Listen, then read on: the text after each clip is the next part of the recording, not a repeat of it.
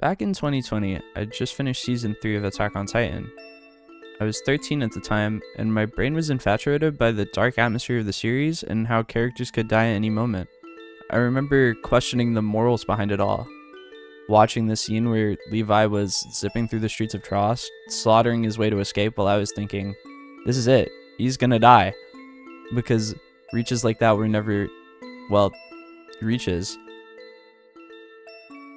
Many times in this show, I'd gotten to like a character, and I'd watch them perish like they were just some side character. Just like that, every episode had some passive but wrenching feeling that at any moment, characters you got to love and learn about throughout 7 years of a fantastic story were just easily expendable. Not only was this a unique feeling, but it was one I had grown to love with my obsession around the show. So, me being obsessed with AOT at that time, and being a 13-year-old who wouldn't give up on a fixation, I went to YouTube and I scoured the internet for anything that would satiate that feeling. And that's when I stumbled upon this video. No way.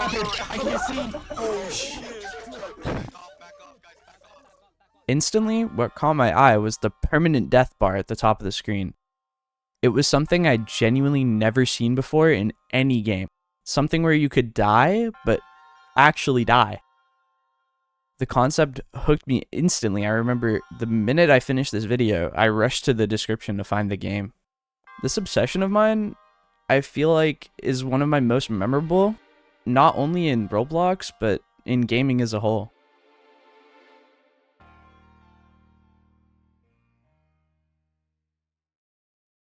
So, I clicked play. I went through training upon training. I hung around with people in the Discord. Hey, what's up, guys? Never mind. The rules, how to kill Titans. I was hooked, like absolutely hooked. I had done nothing like this. It was such a weird feeling. It felt like my character was actually in the game. Not like actually, but part of the story that the game was telling. And that was like magical to my nerdy little brain at the time. After finishing learning about the game, finishing in-game tests to see what I would rank as a cadet, I wasn't anything special. I graduated just like everyone else, but then when they asked me to pick a branch, I said the stationary guard. After being briefed on everything, I took my first set of ODMG and just flew around for hours. We got to use it in training exams, but it felt so nice having it at all times. So I practiced, tried to improve my skills as much as I could. I never got too good before my first event, but I did try. And then I could just send you. Okay. Okay, fuck. Oh, here we go. Okay, boys. Again, okay, so first off, my graphics. Everything I explained up to now was feelings that I thought were positive. But let's go back to when I was talking about Attack on Titan, the anime. You remember that wrenching feeling that I was talking about? Not only would you feel a sense of that for people around you, but also yourself. People that play these games will now often describe this feeling as PD shakes, but I'd just describe it as fear. So in the best way to describe that fear, I'd say it was a fear of loss. When you play these games, characters you've interacted with can't just pretend like they know you. When you die, you can't just become a soldier again. You have to redo the entire training process, taking you weeks depending on how many times people would host. Dying sucked, so people were afraid of it. I actually didn't die that PD, so I was actually kind of goated. Yeah, I'm actually very good at the game. I actually was the best player of all time. Bro, I'm gonna kill myself. My first death actually wasn't from a Titan. It was from a person.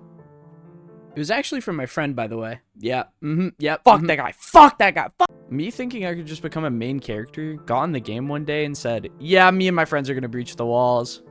I don't know how we were gonna do this, but I just said we were going to. Fuck that guy. Fuck that guy. Fuck. And I got banned from metagame, but we don't.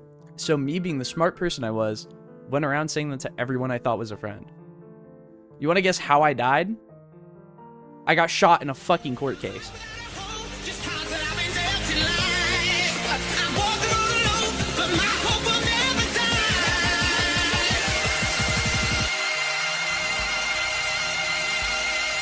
Hey, yo, watch me hit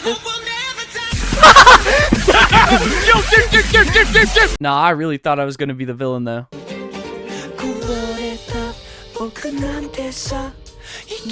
This experience being my first in this whole rabbit hole was a long one. Attack on Titan Universe was my main activity I'd do in quarantine, staying up really late just to attend most events, experiencing the story, and just being a part of the community. I played AOTU for 2 solid years of my life. I've never had that kind of longevity with any other kind of multiplayer game in my life. Those experiences are special to me, and friends I've made playing them are some of my closest.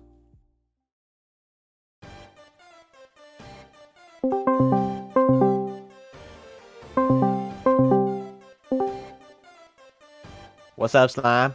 What for lunch, Slime? Bro, it's only 9:03. Did you finish that video essay yet? Nah, bro, I'm wrapping it up right now. Man, what y'all talk about? Some AOTU, a little bit of AOTU, and some more AOTU. Bro! You gotta talk about the new generation. Shit like, you know what? Bro, I don't want to rattle that cage. Early bird gets the worm, Yazuka. All right, fine. I guess I'll talk about. Birdcage was something totally new to me. I'm lying. I played Deep Oaken. But the feeling it brought was something I'd argue even games like AOTU wouldn't be able to accomplish. Birdcage does this because of its greatest system: progression. In all the other games before it, there was no such thing as a non-roleplay progression or traits or anything like that. Birdcage is the one experience I had played that I'd consider innovative. They brought some of the best ideas from other games and concepts and brought them into an experience that they had crafted themselves. I can't give them enough credit for that. But you know what I can give credit to? How many pedophiles were in that game, bro? Cinder P. Kojima, Zekaroon, Zigga, Jambo McFlurry, the game's owner. Not Top, by the way. Top isn't a pedophile. Anyways, the game had a replayability for people who just wanted to kill Titans and have fun. It also had a great way of expressing its story via giving the players inner thoughts as a simple way to push forward a character's story, hinting at a small thing you should be doing in events, and also giving you a sense of exclusivity not many other games are willing to do. Not only was the game replayable, but it was also borderline terrifying. I need help. I'm literally the one shot. I'm fine. I need someone. Get you from Eater! Stop! Oh yes, sir! What the fuck? It's Midna. Shot a cannon at me! I can't breathe! No, I'm being so serious. I'm being so serious. I'm being so serious. So why? When playing a silly little Lego game where people screaming at the top of their lungs like it was a soccer match. It's exactly what I've been saying this entire time. A fear of loss. But this time, actual loss. Imagine this, right? You, yes, you, started playing Birdcage. You learned how to play the game, and with that, you progressed. And let's say it's been a month or so, and now you're super progressed. And suddenly, you're trapped in a cave and some guy blows up because of a gas explosion right beside you. You're there, dead, laying on the ground. Because all you can think is, I just spent a month of my life playing this game and I just lost it all. If it can happen that easily, why even bother? Because of humanity's biggest push forward, adrenaline. It's 2025, so at the time of recording this would be my 5th year playing silly little Roblox games. So I ask myself this question a lot. I think to myself, why is this type of game so interesting to me? Why do I keep playing despite all of the gripes I have with these games? It all comes back to that feeling that I experienced. Even if I did lose my character, I could just progress an even stronger one for even longer. That feeling of adrenaline is what I believe many still cling onto throughout this whole scene. When I talk about these games, I do so because I've had a lot of positive experiences in them. I think I should touch up on some issues, especially new people have with the permanent death genre. Friend grouping is a massive issue. As I stated previously, these games revolve around a live story depicted by in-game events hosted by people who write those events. These people are known as lore team or head of lore. See, most of the time, this wouldn't be an issue. But what happens when you introduce a bunch of your friends to a game that you're making, and they seem all dangerously interested? This is where bias comes into the mix, but a lot of other issues. I won't deny my fair share of bias. I'm in plenty of friend groups, and I have been since I started playing these games. But if you want a truly immersive experience, you shouldn't bend to players' every will. These games were meant to be ruthless, so make them ruthless. If any game owners are watching this, I respect you all. In fact, I'm going to link every ongoing game I see fit in the description of this video. But from a logical standpoint, these games suffer because of what you enjoy most about them. Writing a good story comes with its benefits, but when you push that story too close to the sun, it can become boring for the people who just wanted to play the game. Story is key to a game's success, but when you're only writing a story and focusing on that and that alone, people are gonna get bored. I can say the exact same thing for gameplay. Gameplay is what the majority wants from the genre, but the need for a story to push that experience forward is crucial to a game's success. At least this is what I believe. Games that take too much of a gameplay approach shouldn't be permanent death games or roleplay games or anything like that if it doesn't approach a story. Everything these games do needs balance. A balance of a narrative that's being told brilliantly while also having a game that's fun to play. This is what I believe would give people the want to play these games again, new or returning players alike. The two examples in this video were experiences I had played myself and had the most time with.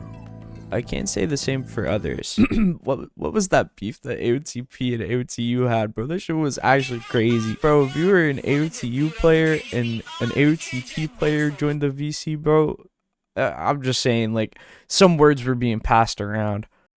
Despite all of that, this genre shows people a vast but weird experience. Most likely when you're starting out in these games, each and every person has a different event that they started in, a different lore, a different game even. But the game's concept at its core is what people love about them. There's a lot of other permanent death games out there that follow this exact same premise, but none of them are as big as the Attack on Titan scene. Attack on Titan captured that feeling of dread, but what these games did was turn it into an experience. A lot of other games have accomplished this as well, but I never think it was to the scale that it could be. So if you're a developer and you're watching this video for the first time and you've never heard of this concept before, by all means, if the concept seems interesting to you, create your own. And for developers in the scene, these experiences could be so much more. I've seen what a lot of you are capable of, and I would love to see greater things from you. Even when Roblox as a platform is heavily suppressed and censored, these games manage to sometimes make you forget that altogether, which in my opinion is quite amazing. So me, going on 19 this year, I think to myself, is it still worth playing?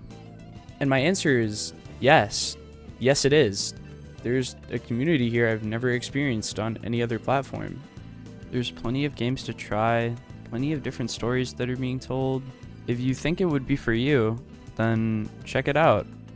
As I said before, I'm going to be putting links in the description for every game that I have tried or experiences that I think would be a good fit for some beginner players at this current time. Some of these experiences are close community, although I think they're pretty easy to get into, so I don't think you'll be having any issues. This is my first time making a video like this, and I'm wrapping it up now, but I can't help but feel just a little bit nostalgic. These games bring forward an experience that many other people will never experience in gaming. To all my friends over the years that I've met in these games, all of the people that killed me or I have killed, I'm grateful to have met every one of you. I wouldn't have ran into these kinds of experiences without the people making them. These are socially ran communities, and without your contribution to it, it wouldn't be possible. So, thank you.